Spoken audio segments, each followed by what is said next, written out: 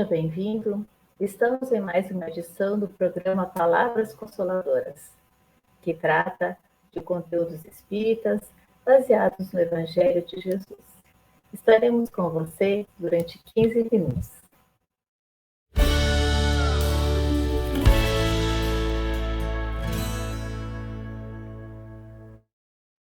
Hoje abordaremos o tema Causas das Misérias Humanas.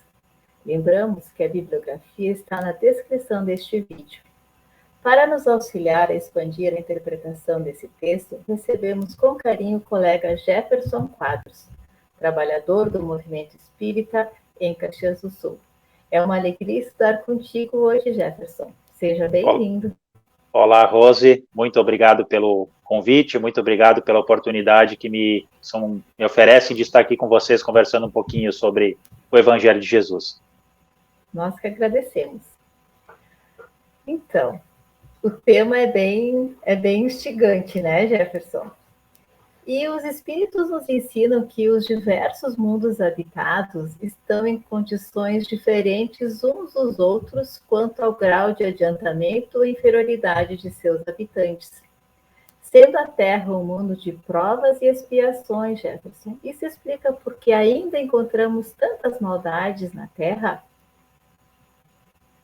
Segundo o que nós encontramos lá no Evangelho segundo o Espiritismo, os mundos de expiação e prova são mundos ainda onde o mal domina, né, onde existe uma predominância do mal perante o bem. Então é natural que seja assim, né, de vivendo no mundo de expiações e provas, a gente andar pelos caminhos da vida de forma tão próxima assim das maldades que existem no mundo. Mas uma importante reflexão que a gente precisa fazer, Rose, e também para o pessoal que nos assiste agora, é qual é a nossa contribuição para que esse mal exista no mundo em que a gente vive. E refletindo sobre isso, a gente vai entender que a grande maioria dos males que existem nesse mundo que nos serve de morada são uma consequência das nossas imperfeições, não por maldade de nossa parte, mas por incompreensão do mal que a gente faz às outras pessoas. Então é importante que cada um de nós reflita, entendendo que tipo de atitude eu ando tendo, que tipo de conversas eu ando levando às pessoas, que tipo de atitudes eu faço, qual é que é a minha postura no dia a dia, né? Qual é que são as consequências dos meus atos para com as pessoas que convivem comigo, para que eu possa notar que existe sim algo que eu faço e que contribui para que o meu mundo seja como ele é, né? Então, o mundo de expiações e provas é um mundo ainda onde o mal domina, mas não porque Deus deseja que seja assim. É porque nós, que somos os residentes aqui nesse planeta de expiações e provas, é que agimos dessa maneira.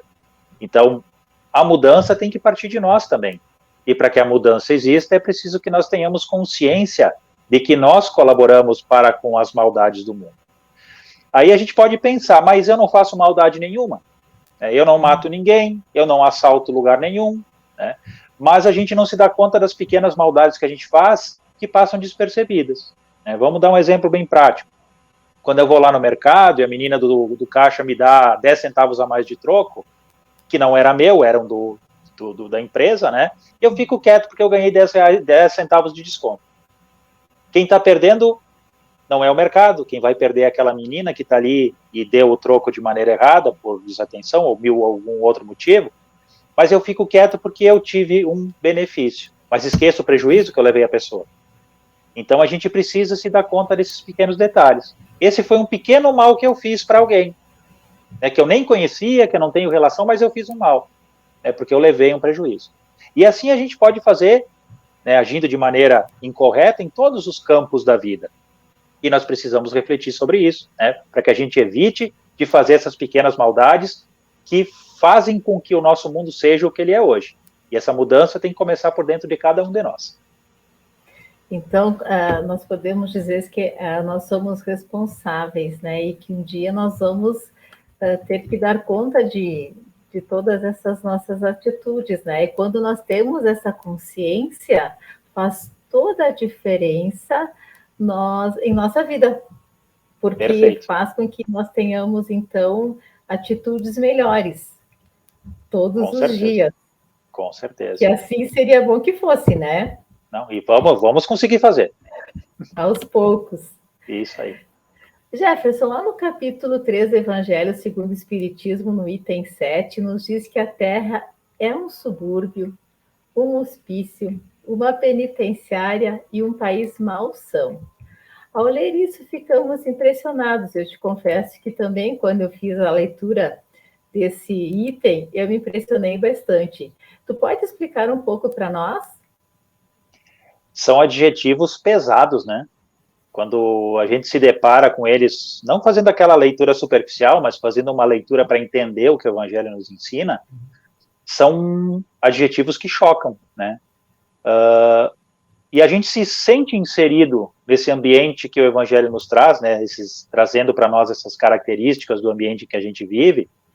E se nós analisarmos lá no texto do Evangelho, né, nesse terceiro capítulo, a gente vai ver que os benfeitores espirituais nos dizem ali que as pessoas doentes é que precisam ser levadas aos hospitais, né? Então, as pessoas com problemas mentais são levadas ao sanatório, as pessoas com problemas de personalidade, de comportamento, aquelas pessoas que reincidem no crime são levadas aos presídios, né? Cada criatura, né, dependendo das suas características, das suas atitudes, vai ter um lugar adequado às suas necessidades. E nós vivemos nesse lugar adequado às nossas necessidades. Então, analisando num contexto mais amplo, os benfeitores espirituais nos esclarecem que nós, sim, somos criaturas que nos adequamos a todas essas características. Não quer dizer que levemos as palavras ao pé da letra, mas é preciso que entendamos que, sim, nós estamos aqui porque precisamos de tratamento, precisamos de um ambiente adequado às nossas necessidades. Porém, por outro lado, é preciso que a gente recorde que Jesus nos disse que não são os sãos que precisam de médico. E essas palavras vêm para nos consolar, vêm para nos lembrar que mesmo nós estando num ambiente que nos envolve em suas dificuldades, né, que nós vamos estar rodeados por uma infinidade de dificuldades por criaturas que têm as mesmas dificuldades que as nossas, então essas dificuldades se potencializam. Mesmo nesse ambiente hostil, nós vamos ter o carinho, o amparo, a proteção divina. Não são os sãos que precisam de médico, são os doentes. E os doentes terão auxílio médico. São todos aqueles que sofrem, que padecem, né? Como Jesus nos diz, bem-aventurados os aflitos. Bem-aventurados nós que podemos estar aqui neste mundo, que nos serve de morada, que nos serve de escola, mas é preciso que a gente tenha a postura do aluno, aquele aluno que quer aprender, que se esforça e que faz o possível para assimilar aquelas lições que a escola lhe ensina para ser uma criatura diferente. E esse é o ponto específico. Nós estamos aqui nesse mundo de expiações e provas para que venhamos aprender com tudo aquilo que a vida física nos proporciona. A reencarnação é uma bênção.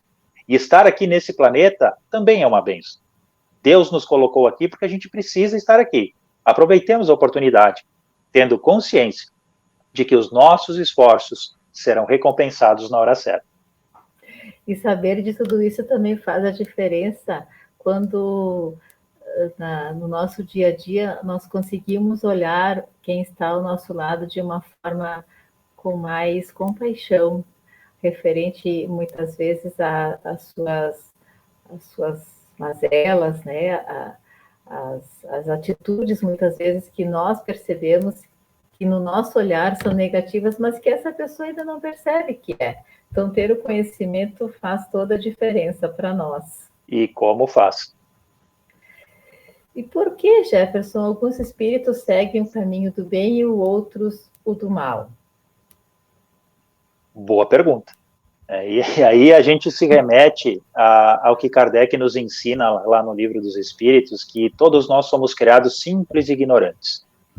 Deus nos cria todos da mesma forma, com as mesmas aptidões, com as mesmas capacidades, com as mesmas oportunidades, e a escolha dos caminhos depende de cada um de nós.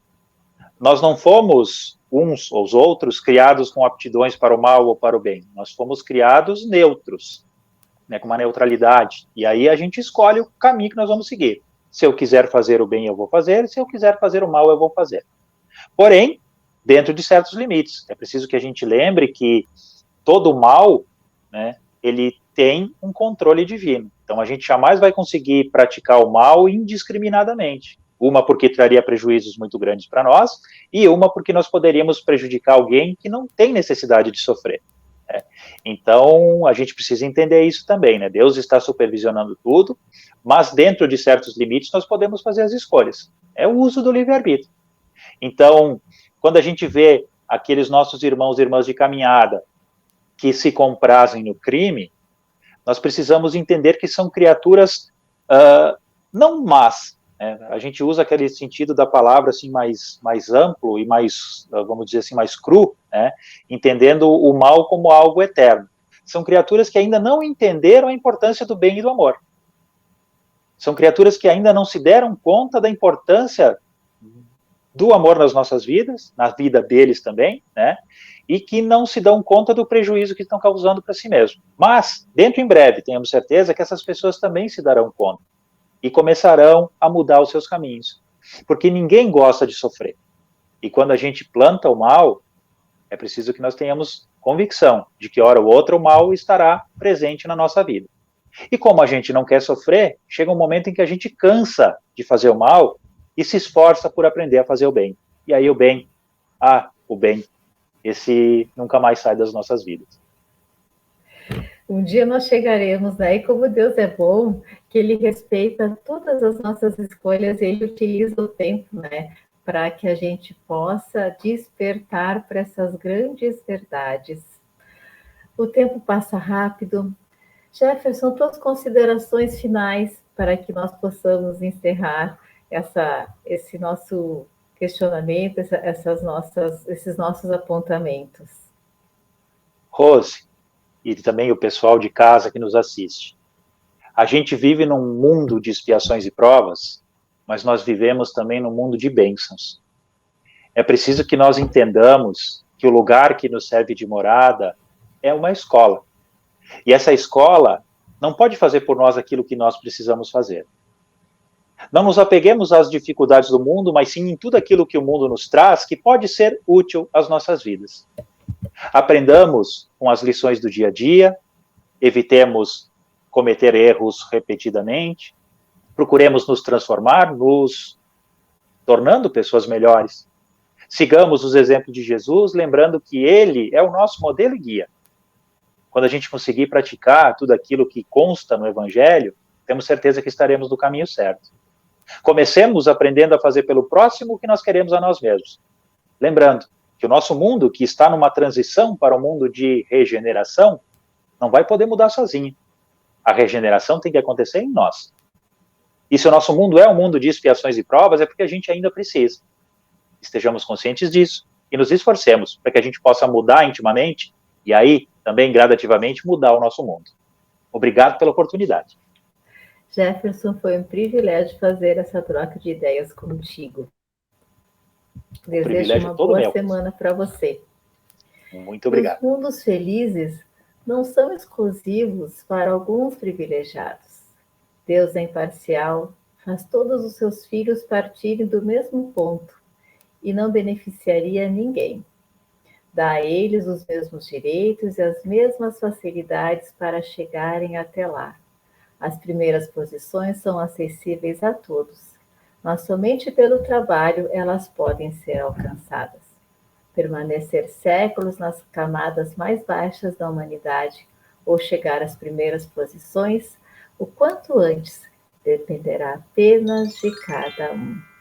Foi uma satisfação estar em sua companhia. Que tenhamos todos uma semana de paz.